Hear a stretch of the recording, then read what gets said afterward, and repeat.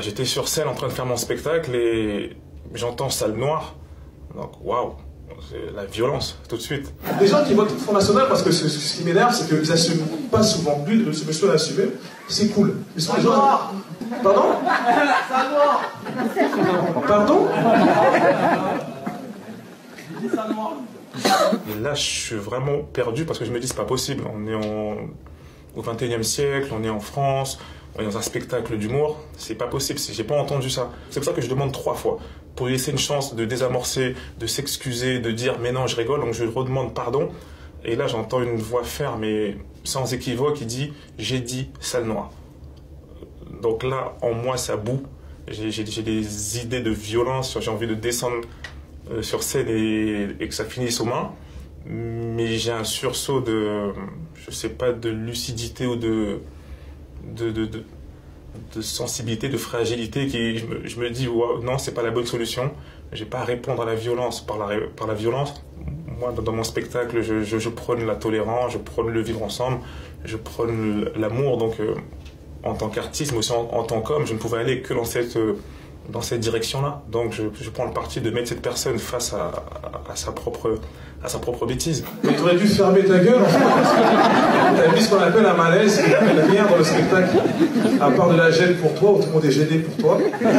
Et tu te dis, j'aurais dû me taire, en fait. Les gens ont ri, peut-être pensant que c'était un complice, tellement c'était gros. C'est inimaginable qu'aujourd'hui quelqu'un puisse se lever et dire salle noire dans l'impunité totale devant tout le monde. Quand j'ai vu la vidéo, quand j'ai vu tous les messages de soutien que j'ai reçus, quand j'ai vu les histoires que les gens m'ont racontées, ils m'ont tous dit, t'es quelqu'un de médiatisé, tu ne peux pas laisser passer ça. Ce serait envoyer un mauvais signe pour les personnes qui vivent ça au quotidien. Donc oui, je ne peux pas laisser passer ça et je vais porter plainte. Quand je vois les politiques toute l'année qui parfois divisent, qui parfois cherchent à souffler sur des braises, je me dis là, quand il se passe quelque chose comme ça, j'ai envie aussi d'avoir le soutien des politiques. Il y a beaucoup de racisme en France. On peut pas le nier et il faut le combattre tous ensemble. En fait, le racisme n'est pas une question qui doit intéresser que les Noirs ou que les gens victimes de racisme. C'est une question qui doit intéresser tout le monde. C'est une question d'ordre public. Ça touche toute la France. Le racisme, c'est la peur ou la bêtise ou le manque d'éducation. On ne combat pas le racisme par la violence. Quelqu'un de raciste est souvent quelqu'un d'ignorant, est souvent quelqu'un qui a appris par ses parents, qui a appris par son environnement, qui a mal appris. Donc c'est vraiment un travail qu'on doit faire, mais qui passe par la pédagogie, qui passe par les professeurs, qui passe par les éducateurs, qui passe par l'État, qui passe par les institutions de la République. Nous sommes tous Français. Souvent j'entends des rentre chez toi. Chez moi c'est la France. Je rentrerai nulle part. Je suis en France. C'est un pays multiculturel.